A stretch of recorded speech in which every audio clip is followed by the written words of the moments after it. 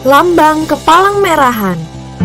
Lambang adalah tanda atau simbol yang mempunyai makna dan fungsi. Begitu juga lambang palang merah. Tahukah kamu mengapa lambang palang merah bisa seperti itu? Yuk kita simak videonya.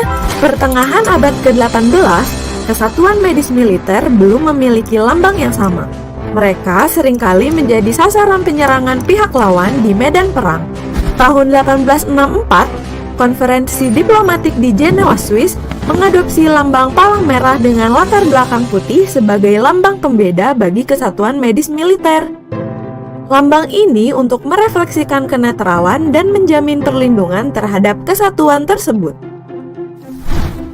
Tahun 1876, Kerajaan Ottoman Turki menggunakan lambang bulan sabit merah sebagai pengganti lambang palang merah. Tahun 1929, konferensi diplomatik mengadopsi bulan sabit merah dan singa matahari merah sebagai tanda pembeda atas permintaan Turki, Persia, dan Mesir.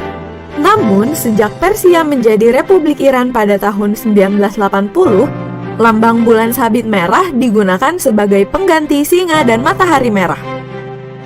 Sebagai penutup usulan lambang, tahun 2005 disahkan protokol tambahan 3 tentang lambang kristal merah yang berstatus sama dengan 2 lambang sebelumnya. Sejauh ini ada 157 negara menggunakan lambang palang merah, 34 negara menggunakan bulan sabit merah, dan 1 negara menggunakan kristal merah. Di Indonesia, Badan Palang Merah dibentuk pada 17 September 1945 dengan nama Palang Merah Indonesia atau PMI dengan ketua pertama Dr. Andes Muhammad Hatta.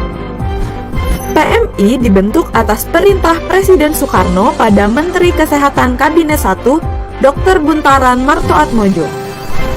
PMI diakui secara internasional oleh ICRC dan IFRC pada tahun 1950.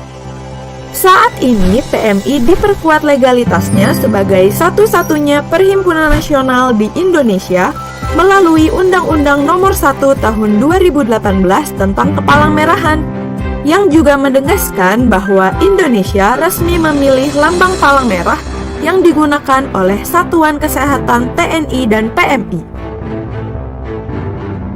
Sesuai dengan undang-undang tersebut, lambang palang merah berfungsi sebagai tanda pelindung dan tanda pengenal, serta lambang PMI yang digunakan hanya oleh Perhimpunan Nasional PMI.